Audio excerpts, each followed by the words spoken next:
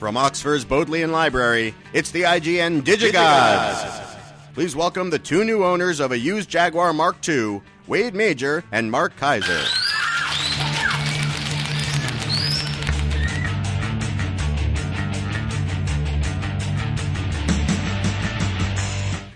Outstanding intro. Corey, which one of our intrepid listeners sent that one in? That was brought to you by Clark Aldrich. Clark, I like that you make them share. All right. Okay, Mark.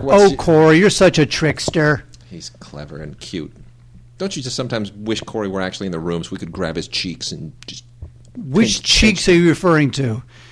Well, obviously... There's one in the southern hemisphere and one in the northern hemisphere. Obviously, you went there because you're thinking about the other one. So I go there, snap. Guess what movie I Netflixed? What movie? I don't know. I'm gonna. Let's play 10 questions. Okay, 10 questions. We're gonna play 10 questions. Okay. By the way, this is great internet radio. Yeah. Playing 10 questions. So just go ahead and skip to about 4 minutes in, and then you'll get the rest of the podcast. So, does it have a name in the title? Yes, it does. Is it the name of a? Is it the name of a man? It is not. Is it the name of a woman? It is not. Is it the name? Oh, wow. Is it the name of a place? It is a name of a metaphorical place. Ooh. Is it science fiction? It is not. Is it comedy? It is not. I have 4 more questions. Is it drama? Yes. Is it from last year? No. Is it? You know what? I'll even give you a hint because we're running out of time. Yeah. It was from last year. I'm not good at this in case you've never noticed. It was from last year, assuming this year is 1958. If this was 1958, it would be from last year. Yeah, I'm screwed. I don't know 1958 well enough. Throne of Blood. Oh, well, yeah, of course. Sure, I would have gotten that one. Whatever. I think what I should have done is I should have given you the initials of the director. And then maybe, although AK would have been too. Well, yeah, AK, you know. Who else would that have been? It could have been Andy Klein. Exactly. Okay. By the way, Throne of Blood's so good. It's pretty great. It's really great. It's pretty great. You know what? Obviously, it's Kurosawa's take on Hamlet. Yeah. But I didn't expect, because it's been so long since I've seen it, I'm going to assume I've never seen it. I didn't expect the Lady Macbeth character to actually be washing her hands to take out that damn spot. It's pretty great. But she does that. You know what I've been watching all week? Your daughter? Well, yes, but what I've been watching because she's been watching. She has graduated. She hasn't given up Peppa Pig, but she's graduated from Peppa Pig to something else that is also animated, also British, and features music by the same composer. I don't know who composed the music for Peppa Pig. It's the same guy who wrote Star Wars? The music for A Walrus and Gromit. Walrus and Gromit? Walrus and Gromit. Not Wallace and Gromit. Well, that's how she says it. She says she wants to watch more Walrus and Gromit.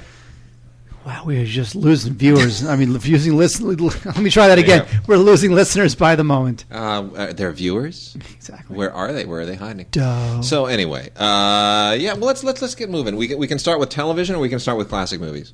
Start with television. Start with television. All right, rock and roll. We've got some classic TV, tons of classic TV that's suddenly just blowing out all over the place. The Jeffersons, season 7, out in a single set from Shout Factory. By the time you get to season 7 of the Jeffersons, this is what's interesting.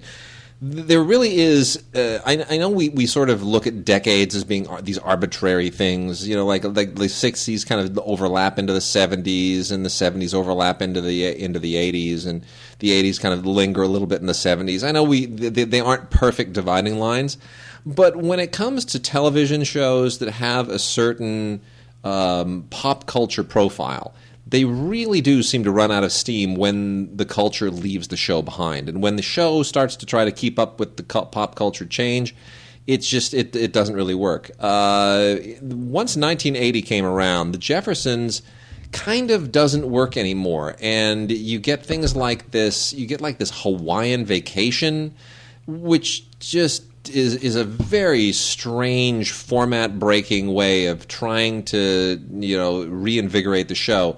And it went on for 4 episodes, and it's really not very good. And then you get Florence's new job, which is supposed to be part of the spin-off at the end of the show as Florence leaves, and it's kind of a sad season. Everything feels like it's on borrowed time, and it's 7 years is a long time for any sitcom to hang around. Very few have gone the distance, like Cheers and Frasier and some of the, and obviously Seinfeld. So you feel like the Jeffersons has seen better times when you get to season 7. Nonetheless, it does have that 4-part Hawaii episode, and that is kind of a legendary television moment, for better or for worse. Wade, from AMC, we have a little show they got called Halt and Catch Fire, which has not really caught the public's imagination, but it's a pretty good show. It's lively, fast-paced. It's got a great visual style. It's all about these young kids. They're not kids, but these young men and women from the 1980s who were trying to build the very first PC and sort of launch the PC revolution. Lee Pace is in it, Scoot McNairy's in it, a couple people you might have heard of, and this has already been picked up for a second season by AMC. But I kind of like this show. It's got a lot of style. It's there's a lot of drama to it, even though it's just a bunch of people sitting around building computers. You don't have to be a geek to like it. So it's a sort of show that is really kind of under the radar. It's not quite like Game of Thrones. People don't talk about it the week after. Well, what happened on Halt and Catch Fire? You never have those conversations on the water cooler. No. But it's a good show. You should check it out, especially if you're into the early days of the PC revolution. And more classic television here. I got a trio to blow through real quickly. Mama's Favorite Season 5. This is Mama's Family. That show was lame. I watched that show. It was lame. Who are we thinking? I still enjoy it. What are we thinking of? I still enjoy it. Anyway, these are 6 popular episodes from Season 5. This is stuff that is just strictly for people who just want to rent something or have something sitting around that's modestly funny, and they don't want to have to dig through the whole season or the whole series to get to it. Of course, we've talked about this in the past. The complete seasons are out. The complete series is out. But the episodes here: The Really Loud Family, Naomi's New Position, Found Money, Mama's Layaway Plan, Mama in One, Independence Day. It gives you a taste of the show. It's perfectly acceptable. So there aren't any ringers in there. They're all funny. Sergeant Bilko, the Phil Silvers Show, the second season. This, of course, is the whole series is out if you want to get it.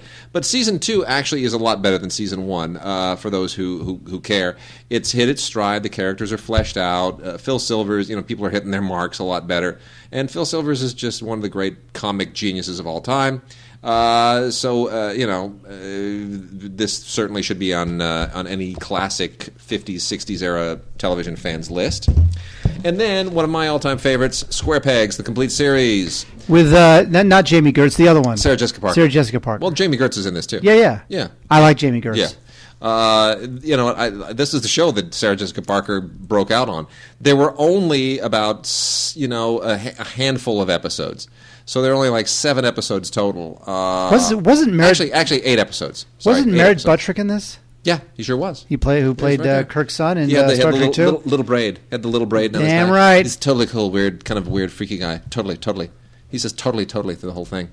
No, Jamie Gertz, Merritt Buttrick, John Femia, Amy Linker, Sarah Jessica Parker. I mean, a lot of fun. I totally related to this because I was in high school at the time, and this was essentially my high school experience, except I wasn't the least bit interested in being popular, just being a square peg. And we were square pegs. Aww. I admit it. So I love this show. It didn't last at all, but it became a cult, kind of a cult thing, and this was totally my experience, man. It just takes me right back. Tracy Nelson, by the way, too, of the Nelson clan, Ricky Nelson's daughter. Whoa! Yeah, Whoa. Whose brothers were Nelson. Steve Nelson? Were Nelson. Remember for a moment and a half with the long blonde hair? Nellie Twins, Nelson? The twins. No. You don't remember that? No. Oh my gosh. I don't. You were a square peg too, weren't you? I was. Yeah. I was a nerd. I had no friends in high school. I mean, I had like 3 friends. I was a nerd. And by the way, it really makes me angry because like nowadays, like when nerds rule the world, and when we were growing up, being a nerd got you beaten up. Yep. If you liked Star Trek and Doctor Who and Dungeons and Dragons, you got beaten up. Right. It's true. Now it's hip. Now we rule the world. Ridiculous. Now you have an entire sitcom, Big Bang Theory, really just based on how cool it is to be a nerd. I feel like I'm the guy who was trying to explain to everybody the glories of the internal combustion engine in like 1750. I know. It just... We're men born out of time, Wade. Yeah. Masters of Sex, Season 2. I thought this show got off to a great start. This, of course, is the story of Masters and Johnson, the sex... sex workers. Yeah. Sex scientists. The survey, the studies. What word am I looking for? The sex, researchers. Researchers, wow. Yeah. It took the word researchers somehow took a while to get out of my mouth. That's okay. It's a big word. It is. It's 5 syllables. The thing with season 2 is that it's 3 syllables. I know that part. I know. Okay. Just kidding. Season 1 I liked a lot. Michael Sheen, Lizzie Kaplan, great. Pretty funny. Very steamy sex scenes. Interesting topic. Season 2, I kind of feel like they're throwing in the civil rights movement, the sexual revolution. It feels like it's not really historically accurate anymore. Now they're just trying to bring in these big ideas just to keep the stories flowing. To me, the whole story was Kinsey. Mm-hmm. Bill Condon's Kinsey got the whole thing out there in 2 hours. I'm happy. Agree. Now I feel like they're just sort of stretching for, let's bring in the sexual revolution. Come have some stories about that. It feels less historically accurate at this point. But still a good show. By the way, the thing you need to know about Michael Sheen, that guy, he dates some hot girls. Does he really? It's because he's Welsh. They feel sorry for him. No, you realize who Michael Sheen's been dating over the years. You don't? No. Wade, I'm going to blow your mind. Okay. Are you ready? Yeah. Here's the thing with Michael Sheen. Okay. Michael Sheen, 8-year relationship with Kate Beckinsale. Seriously? Yes. Does that go back to the? No, it couldn't. Yes. So, but before she married, what's his name? Well, they were all doing the whole deal with the underworld thing together. That must have been awkward. It was this was like the mid '90s. They were going out. Well, so they'd been broke. So wait, when she's making Underworld, her husband is directing her opposite her ex. Yes, that's kind of tweaked. Okay, Rachel McAdams. Really? For about 3 years. Seriously? No, dude. Michael Sheen, that guy gets it on. You don't even know that guy. By the way, he's currently dating Sarah Silverman. Okay, that makes no sense at all. Sheen gets it on. Yeah, but Sarah Silverman, that doesn't. Well, okay. Kate Beckinsale. Okay, Rachel McAdams. Yes, how about that? For sure, but to go, well, whatever. Okay, I guess. Okay, so the TV Guide 10 episodes line. It's the TV Guide Spotlight with these, potpourri episode collections. This is fun for people that just don't want to have to buy entire sets and entire series and entire seasons. They just want a little sampling of stuff just to throw on so it feels like old-time television. Like somebody's programming a day's worth of TV for you. So we got a bunch of those. TV's Greatest Moms. Which has 10 episodes from Ozzie and Harriet, Maude, Good Times, The Lucy Show, Petticoat Junction, Cosby Show, Married with Children, Bewitched, Partridge Family, and Roseanne. TV's Greatest Dads, of course. You get Married with Children, The Andy Griffith Show, Dick Van Dyke, Roseanne, Cosby Show, Bonanza, Ozzie and Harriet, Third Rock, 70s Show, Different Strokes. And Greatest Kids Stars, a lot of the same stuff. Cosby Show, Different Strokes, Married with Children, Partridge Family, Roseanne, The Nanny, Third Rock, 70s Show, Facts of Life, What's Happening, and then the last one, TV's Greatest Very Special Episodes. This one I actually like a lot better because these are not just sort of randomly chosen. They actually picked a number of really important episodes from all these different shows. Facts of Life, Maude, Good Times, Cosby Show, Roseanne, Jeffersons, What's Happening, Party of Five, 70s Show, and Different Strokes. And a lot of these are two-part episodes, like Maude and What's Happening and Different Strokes. And all of these this is the one, if you want one that really gives you a great sampling of the different eras that these shows aired in, and really some of these are pretty serious episodes. And they deal with things like drugs and whatnot and pregnancy. Definitely check this one out. This one's good. So anyway, it's a fun line. The TV Guide Spotlight Collection. Always a little collection of 10 episodes on interesting themes and commonalities from classic TV shows. All of this from Mill Creek. Oh, wait, there's a show from New Zealand called The Almighty Johnsons, which I doubt you've heard of. You know what? I look at the title of this show and I laugh because I just think, is that, I know it's not an American show, but does that pun, is that as intentional over there as it comes across here? No, it does not. Because that's kind of funny, American vernacular. It is. I was not really, I thought this thing was pretty silly. It's about this guy named Axel Johnson, in the season 1. Yeah. Axel Johnson, 21st birthday, he learns that he is the reincarnation of the Norse god Odin. And his entire family are all reincarnations of Norse gods. So it's the brothers and their grandfather, and their, how do they get on in public now that they're Norse gods, and what kind of powers do they have, if any? How do they harness them? This thing lasted for a few seasons in New Zealand. I don't get it. I just don't find it that interesting. It's just weird. They live in New Zealand and they're Norse gods. Yeah. So? How random. Well, it's Middle Earth. I mean, there's a connection somewhere there, right? Isn't there? Kind of. Yeah. I mean, there's some decent New Zealand TV sex in it. I mean, probably more than you would get on a network show. Sure. So if you like New Zealand sex, you can get some pretty steamy stuff in that show. If you like your USA TV, we got 2 more USA shows on regular seasons: Covert Affairs Season 5 and Suits Season 4. Covert Affairs, of course, has ended, so this is the final season. This is not plugging the new season like these things often do. This is the end of Covert Affairs, and just as well. What a shame. By the way, speaking of, have you watched American Odyssey? No. You haven't watched American Odyssey Sunday nights? You should. No, you know what? Here's my thing. What? I don't like TV shows, right, or movies, but especially TV shows that have the word American in their title. Okay, fine. I'll tell you why. Because you call it like American Odyssey or American Crime or American Sniper. Right. Like suddenly, because it's got American in the title, it's like actually a grand statement on the Republic of America. It's not just a sniper. It's an American sniper. Okay. It's not just an Odyssey. All right. It's an American Odyssey. You should watch it. It's a statement on have America today. Friends of ours are involved. Well, friends of mine are involved. That's why otherwise you wouldn't watch it.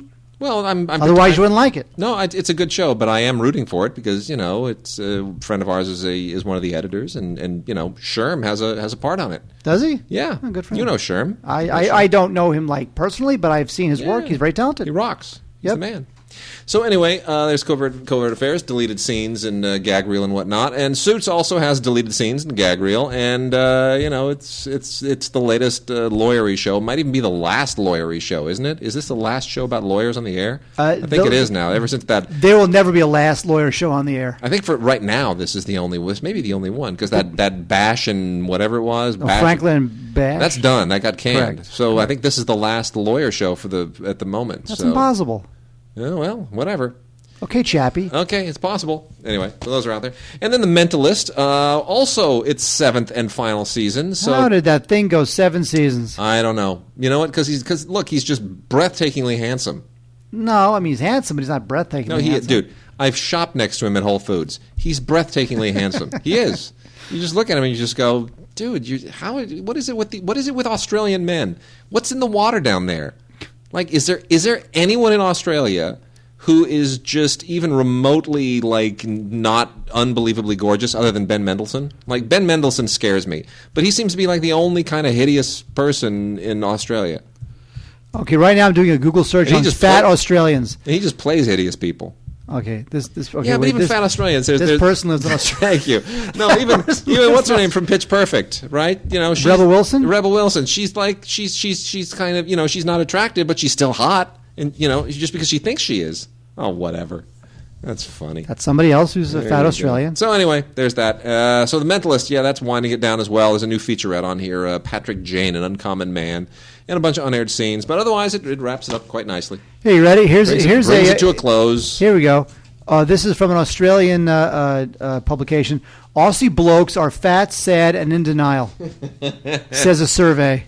Okay. A new survey comparing results from 12 countries finds that on average Australians would admit to being fat. 60% of Australians are overweight or obese, but only 30% realize they are. Okay. Okay. Would you like to walk back your statement that they're all hot? The ones in movies are. Well, that's a different story. Okay. And then I got 3 here from Warner Brothers. Squidbillies, Volume 6. For the life of me, it's still on.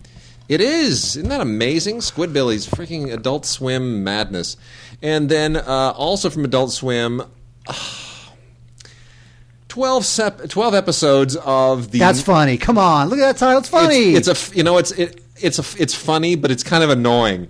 It's it's making fun, obviously, of all the the CSI and all of the acronym titles. This is NTSF SD SUV.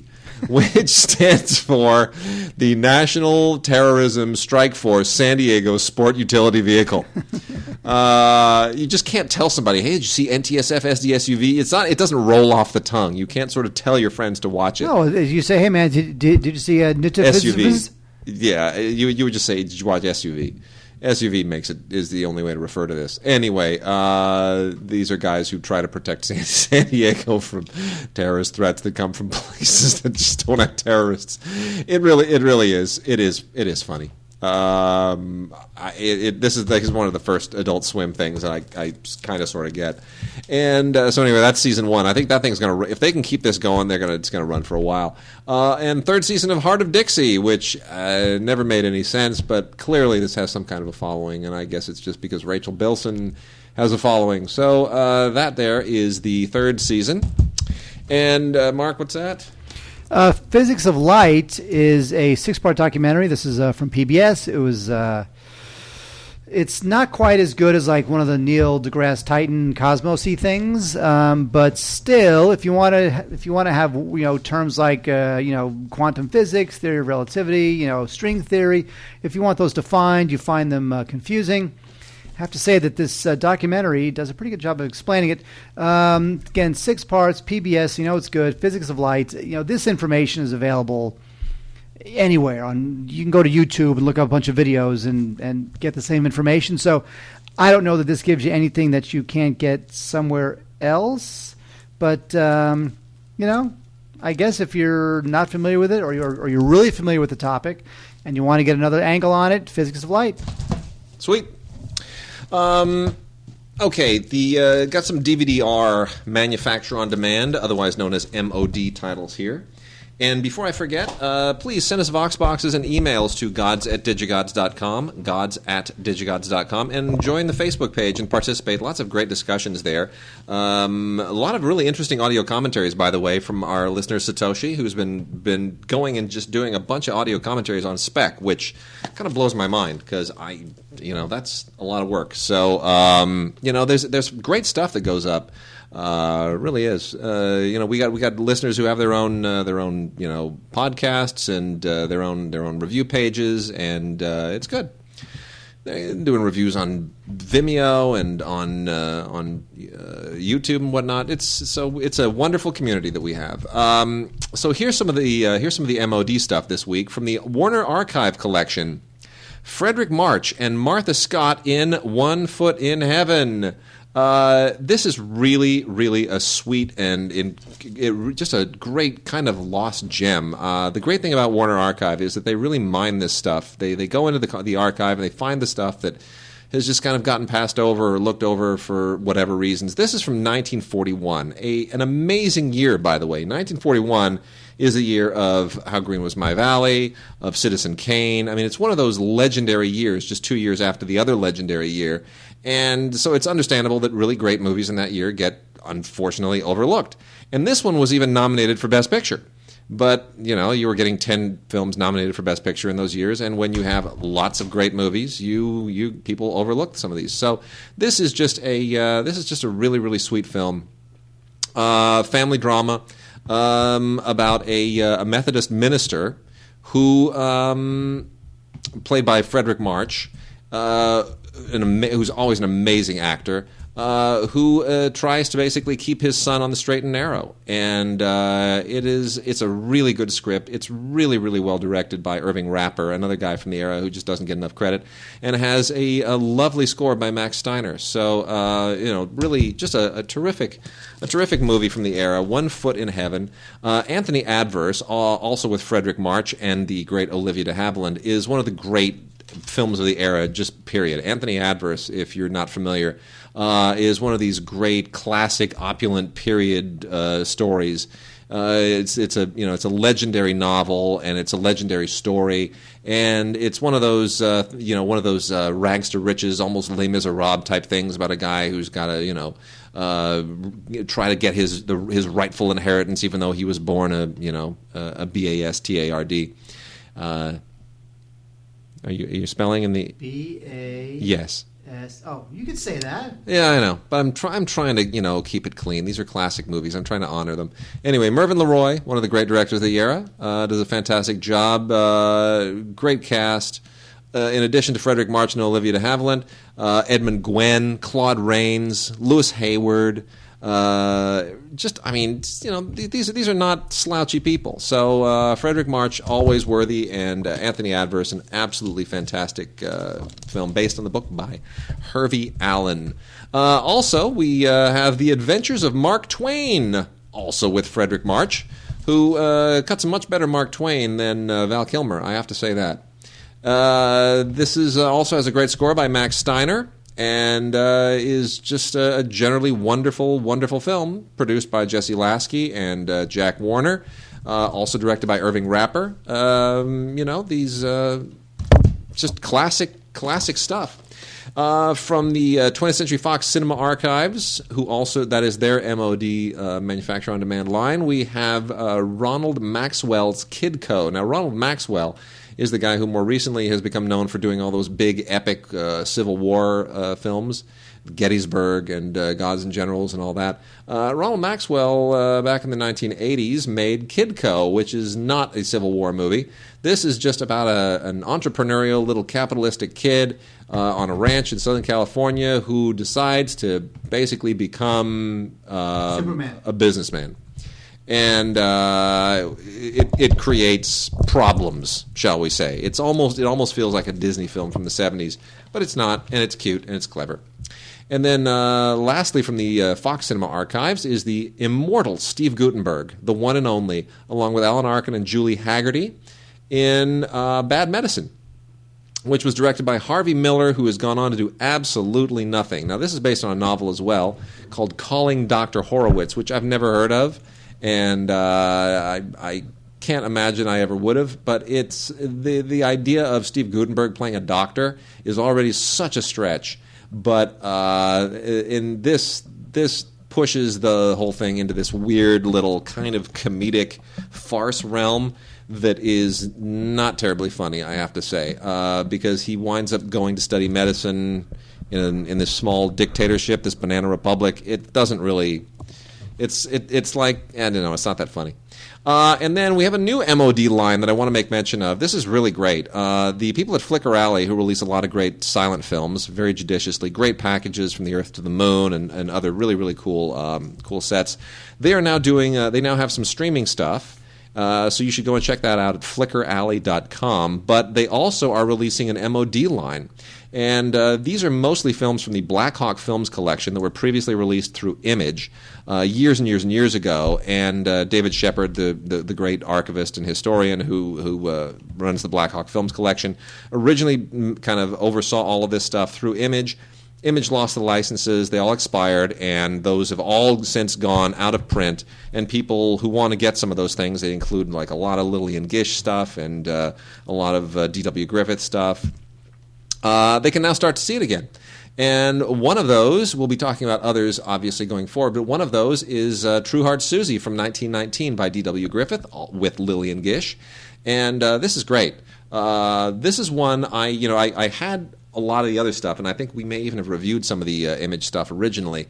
But this one was one that somehow slipped through my radar, and I was unaware of it. So the idea here, True Heart Susie was made in 1919, and Lillian Gish plays a woman who has her heart set on this guy.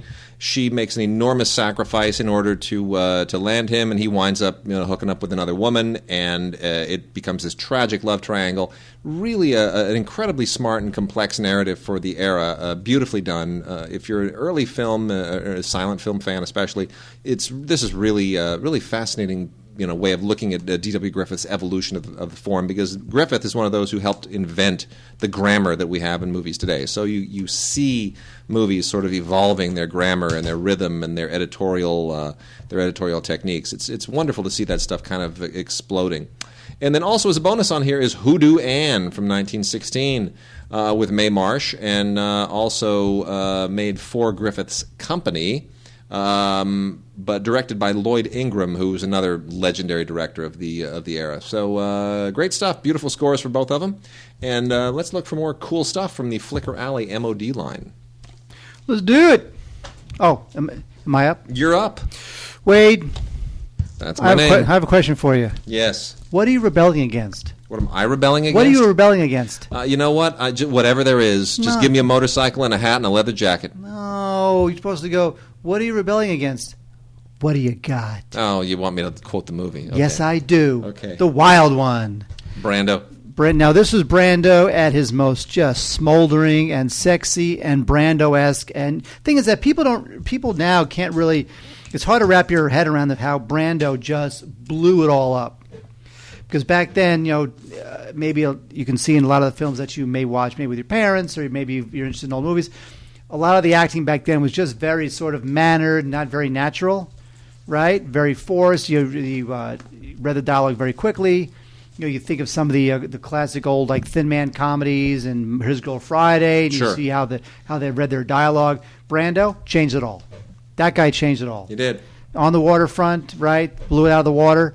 Wild One, same thing. Now the thing with the Wild One, where he plays he's part of a motorcycle gang, and they invade this small town. It's going to seem a little dated.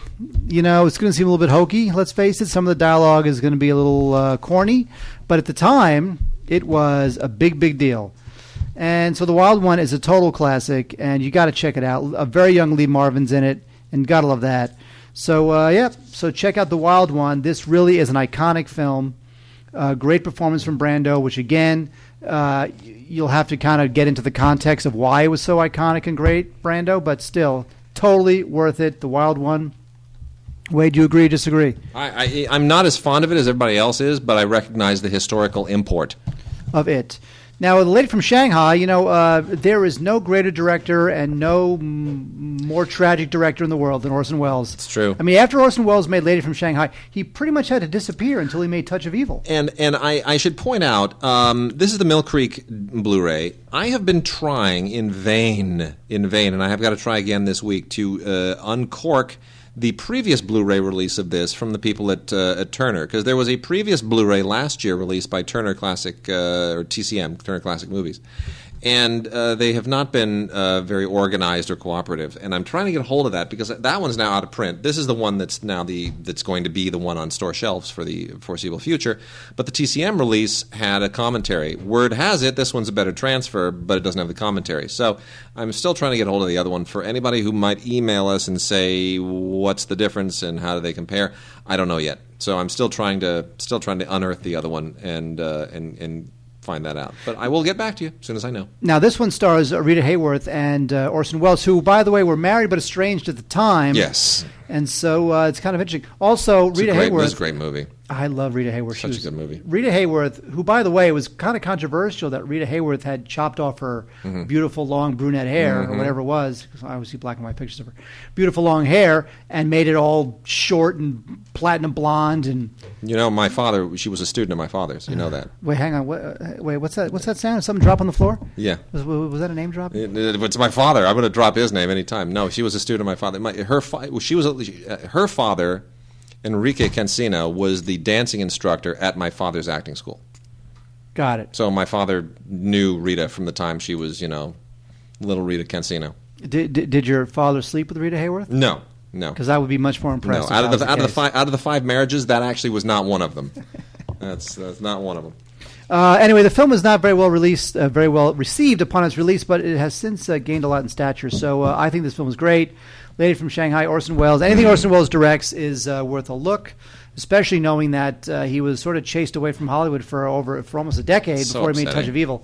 So there you go, Lady from Shanghai. Now, the last thing I will give you, Wade should not have given me this because I didn't want to watch it because I don't like the Three Stooges, and I never liked the Three Stooges. And I don't understand. All they do is poke each other in the eye. I mean, how many times do they poke each other in the eye? On Blu-ray, we have this Three Stooges triple feature. We have two of them. I'll give you the names just for the hell of it. Time Out for Rhythm, Rocket in the Rockies, Have Rocket Will Travel. So they all have an R in the title. And then the other one is Three Stooges, triple feature. The Three Stooges Go Around the World in a Daze. Three Stooges and Hercules and the Outlaws is coming. Yeah. And you know what they do a lot in these 6 little movies? They poke each other in the eye. That's all they do is poke each other in the eye. Can somebody explain to me why that's funny? I don't know. But, I mean, it's kind of a nice thing that Mill Creek's getting these out. I mean, finally, the Stooges movies are coming out on historically, Blu-ray. it's very important. Yeah. Totally. Oh, yeah. Because we talked a few weeks ago about the Marx Brothers, where I don't like the Marx Brothers. I just like Groucho. Yeah. I don't need the rest of them. So from Kino Lorber, the classics line, we got a bunch more. Talked about some last week. We got a bunch more this week. John Frankenheimer's The Train is out on DVD, not Blu-ray, because The Train is not licensed to them on Blu-ray. That also is a Twilight Time title. Wait, is that the Frankenheimer The Train? Yeah. I love this movie. I know. It's a cool movie. It's a cool movie. It's a totally cool but movie. It's only on DVD. This is not the Blu-ray. The Blu-rays this week, however, are, and this is a great movie. Burt Lancaster in The Train is great. Just saying it's DVD only, not Blu-ray. We also have the Mackenzie Break, The Ultimate Escape, from 1970, back when everybody was making escape movies, all in the wake of The Great Escape and and rescue movies, The Dirty Dozen and all that stuff. This is not a great one. It's not a bad one. It's just it's based on one of those knockoff novels. It's fairly well directed. Lamont Johnson, good workman-like director of the era. Brian Keith, totally serviceable as a leading man, but this is not anything spectacular or legendary. Premature Burial with Ray Milland is one of Roger Corman's legendary Edgar Allan Poe films. This is a kind of it's not as famous as the others, but it's one of the better one or two. And Joe Dante even talks about that on here in this little bit called Buried Alive. And you also get a Roger Corman interview and Trailers from Hell with Roger Corman. This is from 1962, of course, that legendary year that I love to reference of Lawrence of Arabia. We also have The Secret Invasion. Another one of those Dirty Dozen type knockoff deals with Stuart Granger, Rafe Vallone, Mickey Rooney, Ed Burns, and Henry Silva. And I know everybody's going, Mickey Rooney? Who would send Mickey Rooney on a mission? I would, and hope he died. Anyway, it's another one. I mean, it is what it is. It's Roger Corman doing his version of The Dirty Dozen from 1964. Actually, not bad. Again, comes with a Roger Corman interview. And frankly, what I like about this movie is Henry Silva. Henry Silva is great in everything that he shows up in. He just scares the daylights out of me, and I always enjoy seeing him in a movie. And then we have Sidney Poitier.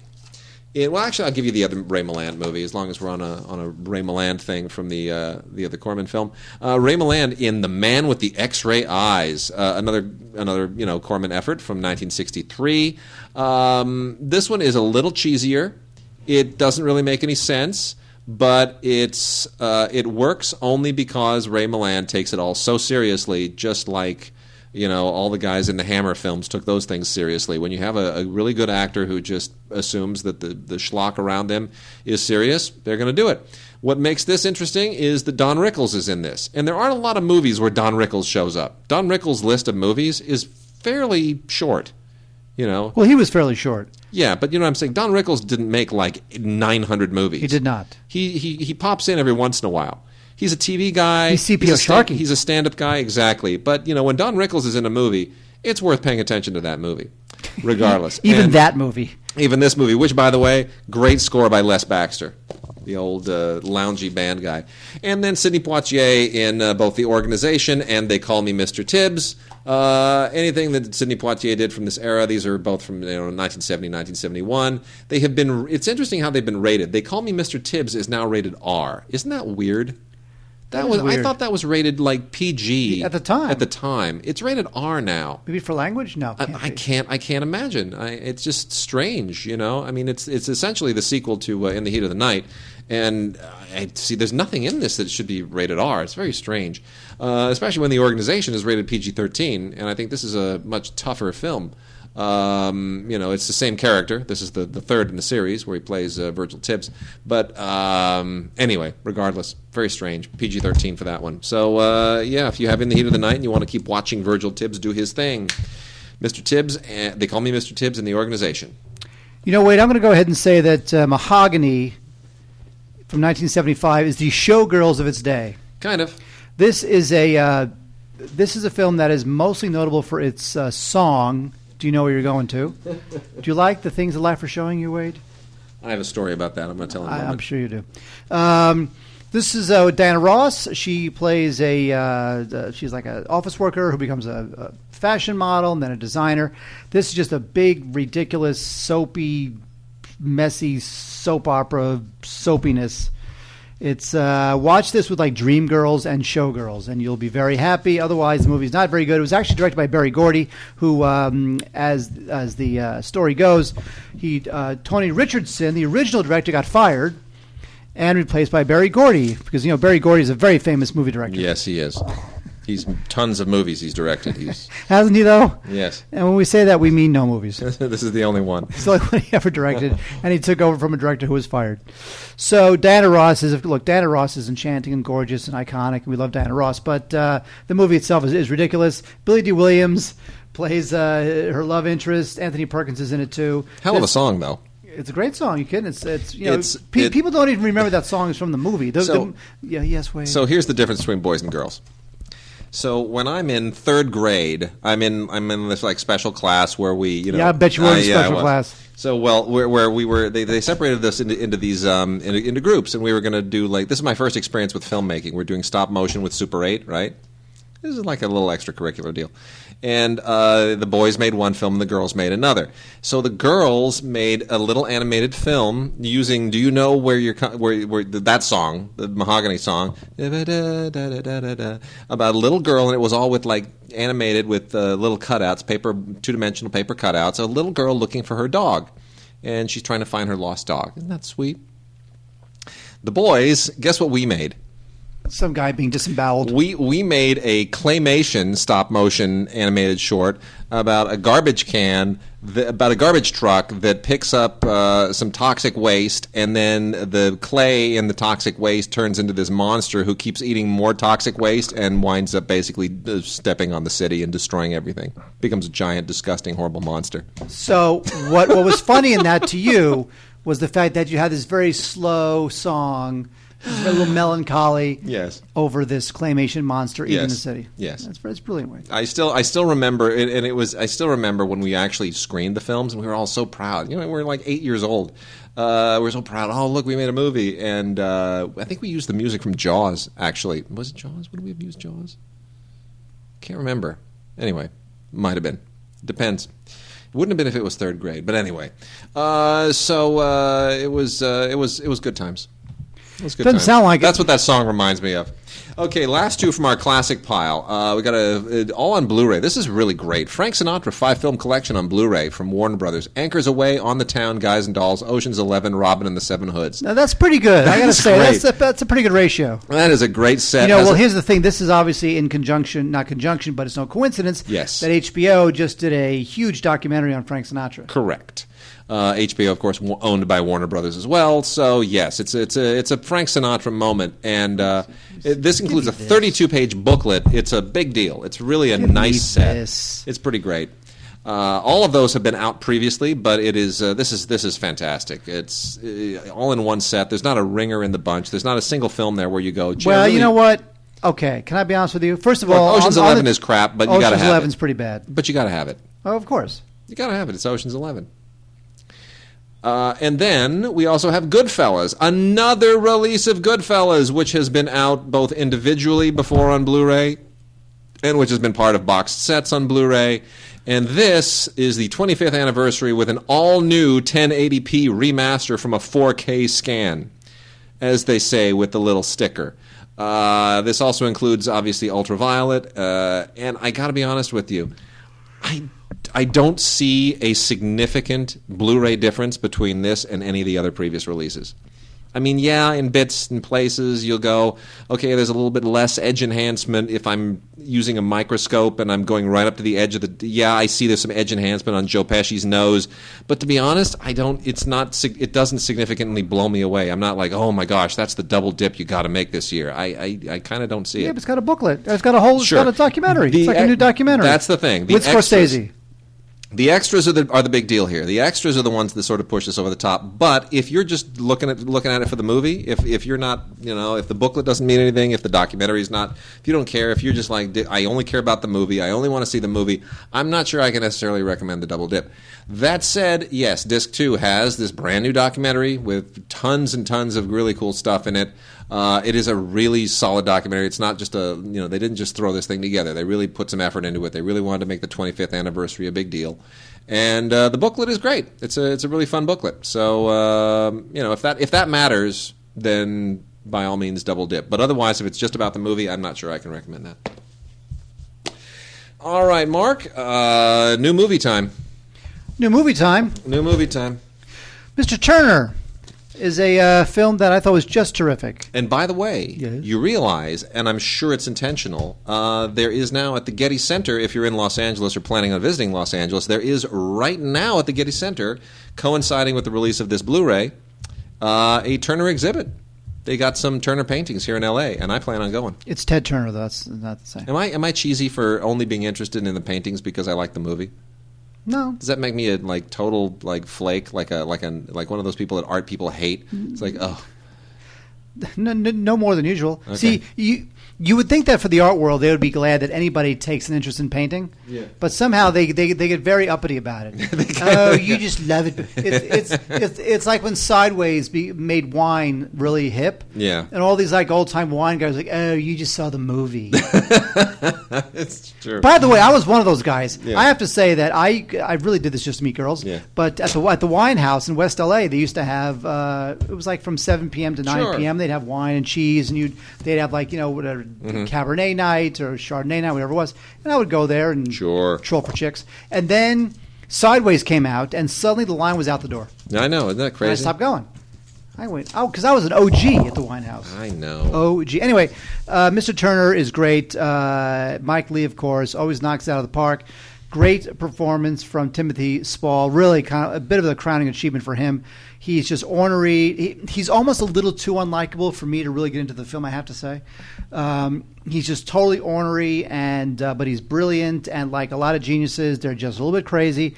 And Spall does straddle that line, although, again, to me, sometimes he was almost a little bit too unlikable. Anyway, great film, great cinematography, great score, and, production design, too. I would definitely check out Mr. Turner. I like Mr. Turner a lot. He likes you. As far the mumbling, a lot of people ripped on the mumbling. He won Best Actor at Cannes for this, and a lot of people rip on the mumbling. But it's not like he's. If you want a mumbling performance, Ralph Fiennes in Spider, in Cronenberg's Spider, that is a mumbling performance. I understood just about everything Mr. Turner says here. He's not mumbling imperceptibly. He's just a grovelly, old kind of Cockney British guy. But Ralph Fiennes in Spider. If you remember Spider, did you see Spider? I saw that in Cannes. Yeah, Ralph Fiennes just goes through the whole movie going. Yes, he does. There's not a single perceptible word that comes out of his mouth. So I cut him some slack. Kenny thought this was the best film of the year. That's crazy. That was weird. I didn't think it was like the best film. No, but it's good. Black Sea, baby. I really enjoyed this movie. It's not perfect, but it's a pretty great thriller. Jude Law. In a movie, the director is Kevin MacDonald, who did The Last King of Scotland and a lot of other great stuff. And Into the Void, that really cool kind of quasi-documentary recreation of the mountain climbers, their survival ordeal. Kevin MacDonald's a really sharp director, and here's the deal here. So it's such a smart thriller. One of the best submarine movies I've seen in a very long time. Got to be honest with you. Smart plot, smart script, and everything else. So Jude Law is a guy who's just been shafted by his salvage company. He works for this deep sea salvage company, and he's just been shafted by them. And as a way of getting back, he signs on to captain this. How would you put it? It's basically this. It's like a soldier of fortune effort to take a submarine into the Black Sea, where there's a cache of gold that was sunk around the time in a U-boat around the time of World War II. Okay, and there's a whole political bit of intrigue that goes in around this thing, between Stalin and Hitler and where the gold went. And for all these geopolitical reasons, everybody wants the gold, but nobody can actually send an official expedition to go get it. So this is this kind of underground expedition, these soldiers of fortune. It's very mercenary, and Jude Law is the guy who's sort of got to oversee this expedition. Enter all kinds of great twists, turns, double crosses, all this kind of stuff. It's very Das Boot-y, though. It's very Das Boot-y. That's good. And it does not go where you think it's going to go. We were talking about Ben Mendelsohn, how I had mentioned that everybody in Australia is like, all the men at least, are all just screamingly hot and sexy, except for Ben Mendelsohn, who always plays crazed, evil psychos. He's awesome. He's so good. He's so good. Anyway, he plays an evil, crazed psycho here, too. He's the guy. You know how every time there's all these movies, tell me that this isn't a total movie cliche, but I love it anyway. Every time there's a movie about somebody who has to put a team together, whether it's a platoon or an expedition or whatever it is, you got to put a team of guys together. There's always one guy on that team who you just know from the first day that guy's going to be trouble. He's going to screw the whole thing up. Why did you even put him on the team? Like he's insubordinate, he's insulting, he's picking fights with the other guys. He clearly is in it for, personal gain on a level. He'll betray anyone. Ben Mendelsohn is that guy. As soon as these guys get in that submarine, you just look at him. You're like, if it weren't, because it's Ben Mendelsohn, I already know he's going to be trouble. But even if he weren't, why did you put that guy on the team? Leave him back. Leave him on the docks. You don't need him. He's going to mess everything up. Sure does. Wait, look. Here's the thing. Yeah. No one cares about that. I know. All we care about is whether when are we going to go see Mad Max? Oh my gosh! I got to put the call in tomorrow. I do. I've got to call. Yeah, in but it's May 5th. It doesn't come out until May 15th. I know, but I'm on radio with Tim that day. Tim and I are on NPR.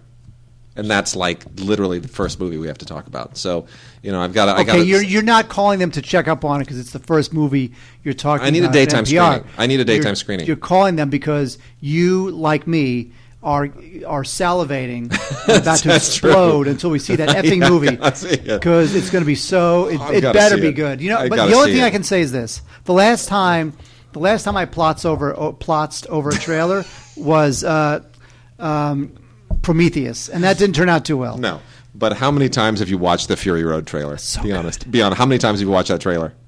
Probably 4 to 6. Oh, really? That's it? How many times am I supposed to watch it? Geez, I burned through it 4 or 6 times in the first 15 minutes. I work for a living. So do I. I stay up late at nights watching that trailer, and I send emails to people. You got to watch this trailer. I'm a better publicist than anybody at Warner's for that movie. I cannot wait for that movie. Oh, I cannot wait. It better be good. It better be good. Seriously, you know what? People will die because I'll kill them if that movie's not good. It'll be so upsetting. But they already have everything signed up for another 2 films. They do. Well, that doesn't mean they're going to make another 2 films. But anyway. And then we also have Miss Julie with Jessica Chastain. This is a very look like we need another one of these adaptations of Miss Julie, the Chekhov, the famous work by Chekhov. This one's written and directed by Liv Ullmann. And she's a barrel of laughs. Yeah, that's the thing. It's like Liv Ullmann, like many Swedish filmmakers of her era, including Ingmar Bergman, is very dour. And when you're doing Chekhov, who's already dour, I don't know that you need it more dour. Yeah, but Sulu's a lot funnier. Yeah. Mike Figgis, thank you. Mike Figgis did, I think, a better Miss Julie, but this is fine. I mean, I love Jessica Chastain. I love Colin Farrell. I love Samantha Morton. And the material you almost can't go wrong with, but man, it is just it's heavy and brooding on a level that is almost oppressive, which is why it's unfortunate that Lionsgate did not put this out on Blu-ray, because I think a Blu-ray release of this might have made the movie, given it a better feel at home. As it is, anybody's going to watch this on DVD. The DVD, the colors are more desaturated. It feels a little weightier, a little older, a little less cinematic. This is one of those rare cases where I would say, you know what, it really does suffer for being on DVD and not Blu-ray. So that's unfortunate. Still, Miss Julie, if you're a Chekhov completist and you have to see every version of this thing that's ever been filmed, this is, then you're going to do it regardless of what I say. I know, I'm a Chekhov completist. It's unbelievable. And then Spare Parts this is really a curious thing. There was a documentary about these kids. This famous story of these kids in this high school who, it was a school primarily of kids who were all either illegal immigrants or they were the children of illegal immigrants, and how they entered this competition to basically build these underwater contraptions, these underwater inventions, and they're competing against MIT and these elite colleges, and they eventually wind up winning. And it's this amazing kind of stand and deliver story that really is exceptional. However, I thought the documentary would kind of give birth to a bigger, more elaborate film. But they made a straight-to-video thing out of it called Spare Parts. And it's not as great as the documentary. It really deserves a better movie. This is it's fine. It's got a decent cast: Marissa Tomei and George Lopez, Jamie Lee Curtis. But it's not. This is not the movie that the documentary deserved. So I hate to say, I kind of feel like they missed a huge opportunity to really do something great. So that being said, anyway. But if you want to see the story done dramatic style, go ahead and see Spare Parts by Lionsgate. Wade, I'm going to go ahead and make a recommendation here, Wade, because that's what we do. Richard LaGravenese, the guy who wrote The Fisher King. Yep. Right, very talented young man, not young anymore.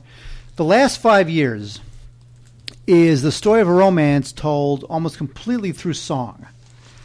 And you've got Anna Kendrick, right? Yep. She's moderately delicious. Mm-hmm.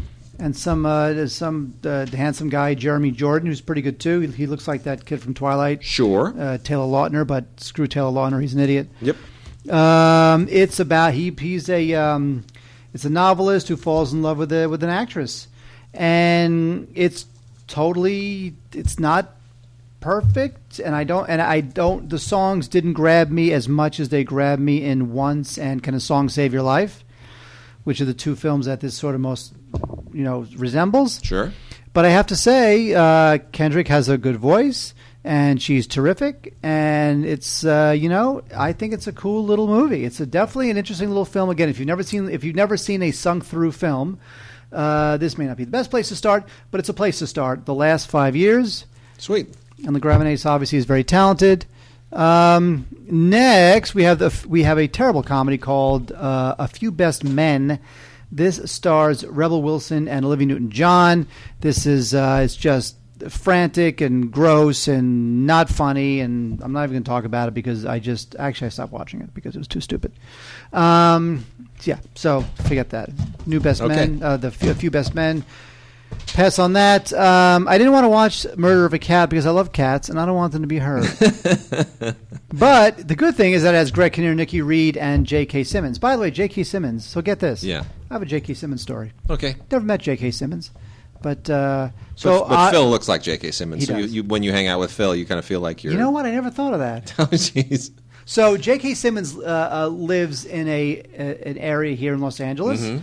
And he lives on the same block as the woman who plays bass for the band I'm in. Mark, you're in a band? Yes, I'm in a band. We're terrible, but we have fun. Anyway, so the street that this bass player and J.K. Simmons live on is a cul-de-sac. It's not a cul-de-sac, it's a dead end. And J.K., I guess, is just the coolest neighbor in the world. He's totally awesome. And last Halloween, this is just a story, means nothing. Last Halloween, actually every Halloween, they cordon off this dead-end street, and they have a block party for Halloween. And all the people on the block, they dress obviously up in costumes. They walk up and down just that one dead-end block. And there's always a band, and everyone goes into each other's homes because everybody knows each other on this little dead-end street. And, of course, J.K. is there, too, with his wife. Well, last year, it was very exciting. Last year, J.K. couldn't be there because he was starting his Oscar push for Whiplash. So he could not be at the Halloween block party on this little street. Mm-hmm. So instead, he rented a taco truck and drove the taco truck to the dead-end street, and everybody enjoyed free tacos thanks to JK. Nice guy. That's my story. What a man. Meanwhile, Murder of a Cat stupid. Okay. By the way, Greg Kinnear, I don't know what's happening to him. I worked with Greg for years. One of the funniest men I've ever met. I love Greg. I feel like he's in that little weird place where I don't know what he's going to do. He's going to get a sitcom next and disappear on a television for 12 years. I know. It's what it's feeling like. Anyway, Love Rosie's based on a novel. I was not really a big fan of this. This seems a little bit silly to me. It's with Lily Collins. Lily Collins. Who's a bit of an it girl right now. And Sam Claflin, who He's an it guy. which means that when people see him, they go, "What is it?" Exactly. Anyway, so it's a little sliding doors-ish because these two folks, they've known each other since they were kids, and they're best friends growing up, and then, they go in different directions, and I won't tell you what happens because it gets very love story-ish, but not love story-ish like one of them dies or whatever, but just love story-ish. And I just think that Lily Collins deserves better than this. I just think that she's got to pick better material. As of this kid, Sam Claflin, he didn't really do much for me, so I would pass on Love Rosie. It's based on a novel. I cannot imagine reading or liking the novel, but there you go.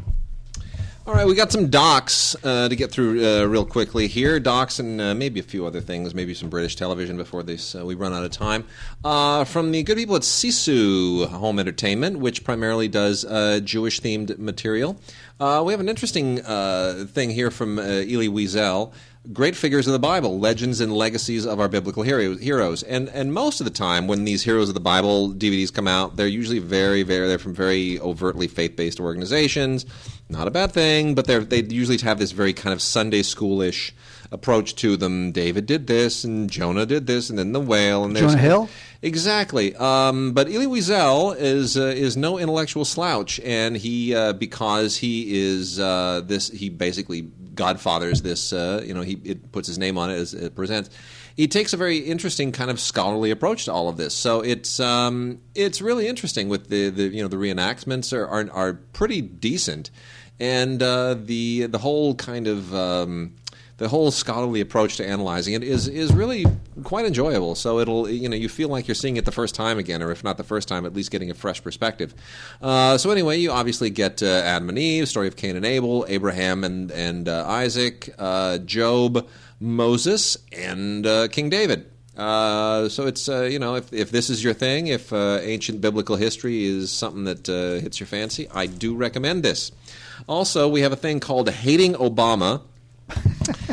Which I think is the greatest title for a documentary ever. It sort of doesn't mince words. It's not like Obama and his detractors. No, it's just Hating Obama.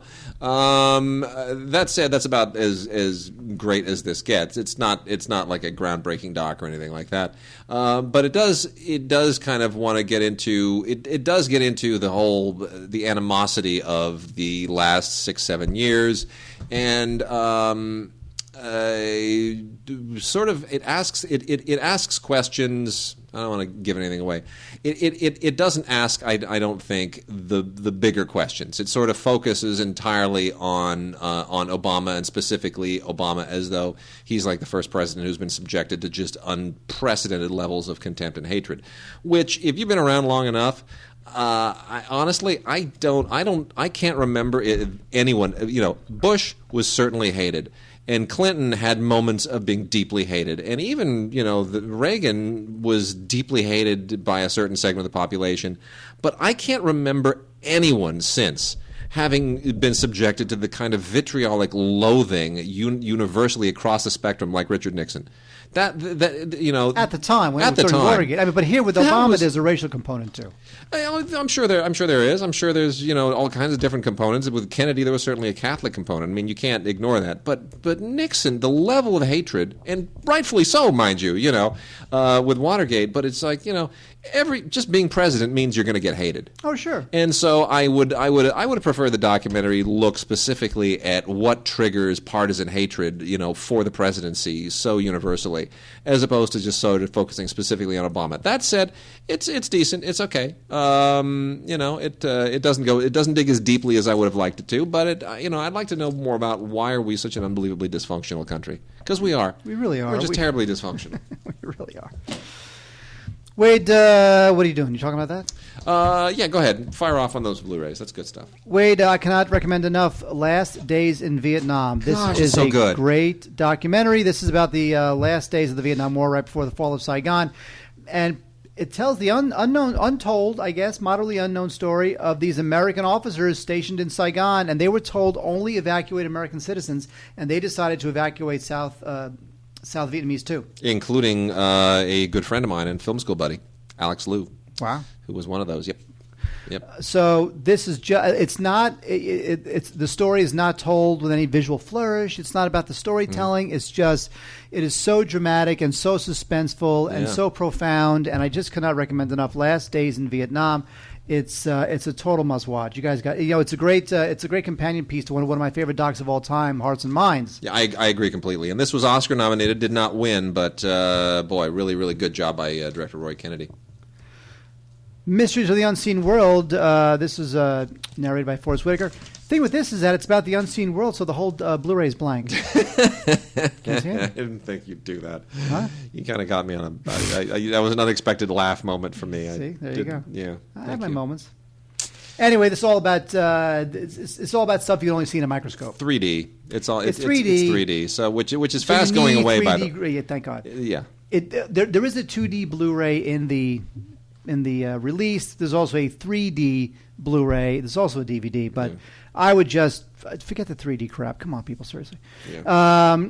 The photography is amazing because, again, it's sort of letting you into all these microscopic organisms and what they look like and how they operate, and a lot of time-lapse photography and high-speed photography. Just really, really beautiful stuff. So this is definitely recommended, Mysteries of the Unseen World. And finally, we have Cancer. It seems like every 7 seconds, there's another documentary about cancer and how we're that close to beating cancer. And I don't know, man.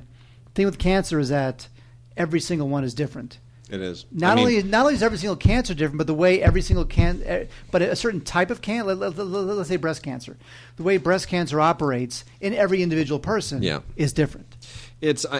Cancer is just it's a scourge. It is the scourge of the world, and I'm glad Ken Burns finally turned his attention to something like this because it's really warranted. Yeah, all of us have lost so many people to cancer, and I don't know anyone who hasn't been just ravaged in their life through their loved ones and their friends, and just had cancer just tear apart their circle of close people, and it is the great scourge of the world. But for some reason, we've all decided to sort of just accept it as a hazard of being human, and we shouldn't. And this is a terrific doc, and I need to read the book now, The Emperor of All Maladies. I need to read that.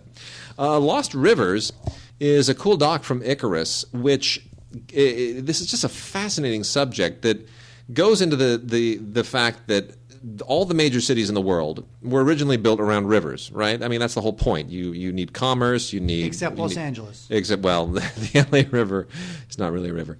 But the mighty LA River? That is, hey, it's showcased in Greece. We need the riverbed for the race scene. But anyway, the idea here is that the Industrial Revolution changed the way that cities use their rivers. That it wasn't any longer for fresh water and commerce and shipping. That now it was to basically just start dumping stuff.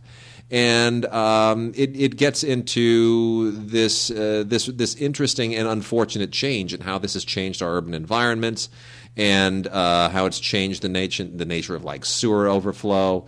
And just wastewater management, and it's a little bit academic, but it's a really, really interesting subject, and it's extremely educational.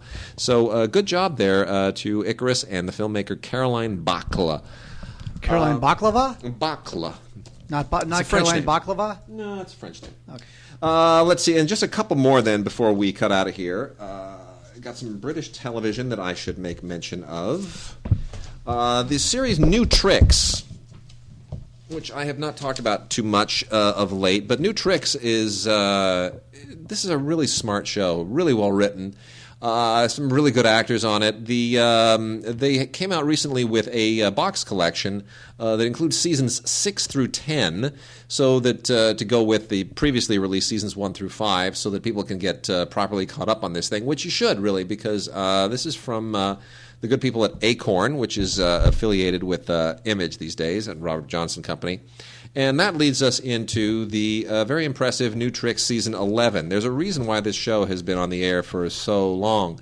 And it's just one of these great unsolved crime, one of these unsolved cold case cop shows. But unlike Cold Case in the UK or in the US, this just keeps getting better and better and better, and the cast just keeps killing it every single time.